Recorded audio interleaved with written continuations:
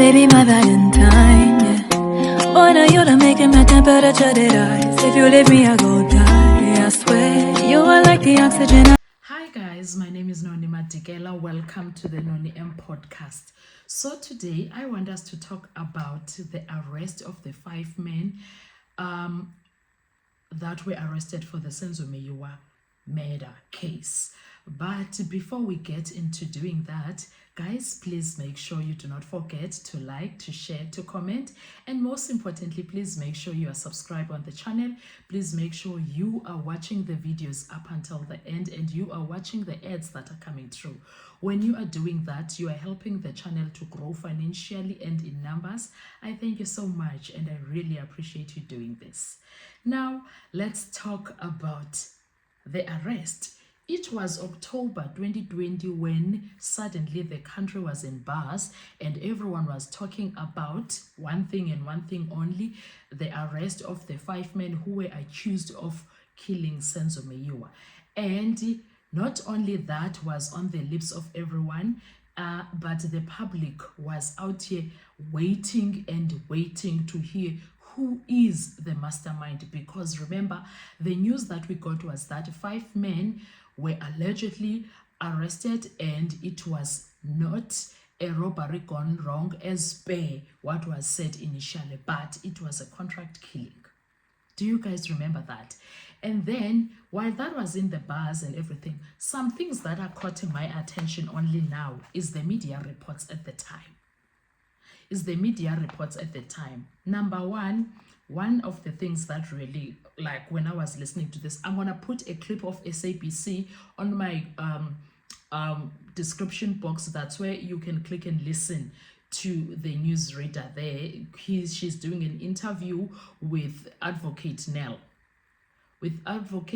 Jerry Nell. So you listen to that. It's Jerry Nell. So please listen to that interview. I'm gonna put it, and I think I'm gonna do 2 videos about that because I don't like my videos to be more than 10 minutes. If this one gets to 8 minutes or 9, then it will be too long. So I wanna make sure that I'm gonna speak about I'm gonna talk about Advocate Jerry Nell, and then on this one we are still speaking only about the arrest.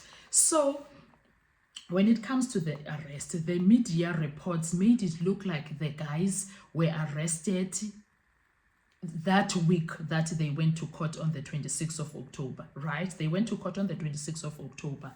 You remember that it was 5 guys and they were standing and they were refusing to enter the dock, saying that they have no idea why they are there. Like, guys, they have maintained their innocence. They pleaded not guilty. They said they want to know what were they doing there in Boksburg court, because they know nothing about Senzomeyiwa's death. All of them, all 5 of them, they were like, nope.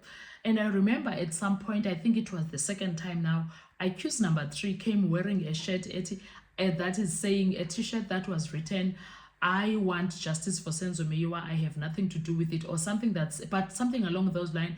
I don't know, I am not the killer or the murderer of Senzomeyiwa. I also want justice for him. Something along those lines.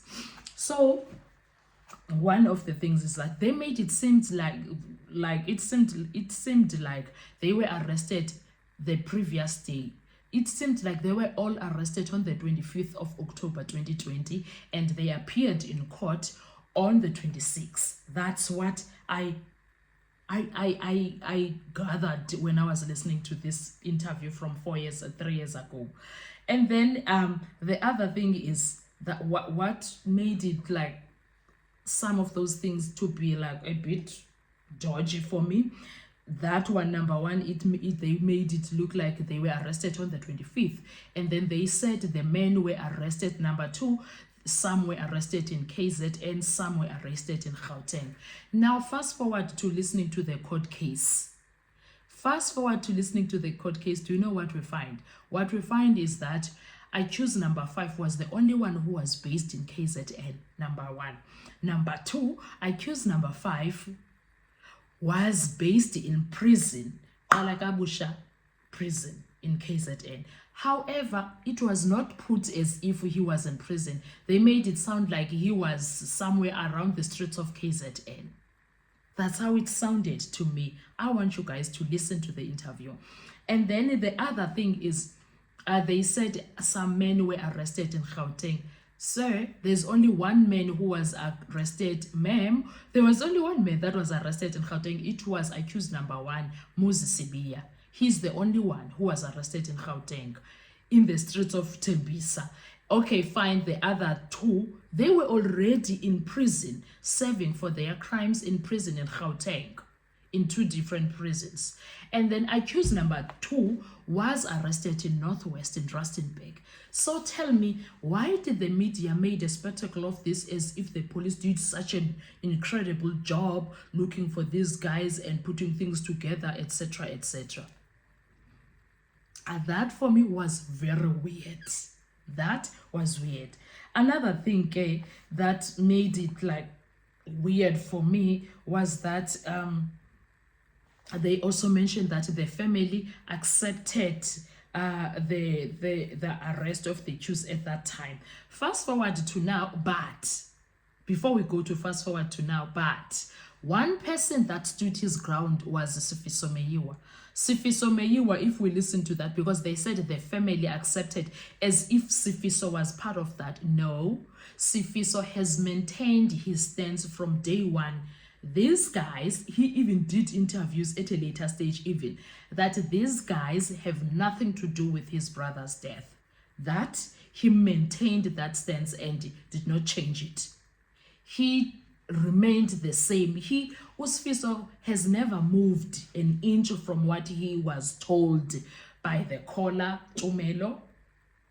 He never moved from that information. He stood by it. He was like in some interview that, yeah, Amajidawona can be, the guys can be hitmen and stuff, but they are innocent when it comes to my brother's death. So for me, the big question is that, and then the other thing they said, there is an issue of the mastermind. And then it was a big question, because if they made confessions and they've been arrested, and it took the state, the police 6 years, because it was year 6 at that time. It took them 6 years to actually do an arrest. Oh, before that, the same week Meyiwa died in 2014, they arrested Zamokuhle Mbata. Do you remember? And it was a wrongful arrest and a wrongful accusation, especially from the Kumalos that knew Zamokuhle Mbata 99 like this. They knew him, yet they accused him of such a heinous crime, and they never apologized. They moved on. They sold their house in Mzamumhle where the deed happened, Senzomeyiwa's murder happened, and they moved on with their lives as if nothing happened. No one offered any apology to Zamokuhle Mbata from the Kumalo family. Then again, why would we expect them or think that they can say sorry to Zamokuhle for such an accusation? They almost cost him his life. People could have unalived him. And besides that, they cost him, in fact, his life, because he can't be employed anywhere because he has this stigma for life. And then, so how do we expect them to even see or feel any remorse while they never even set foot at the Meyiwa home?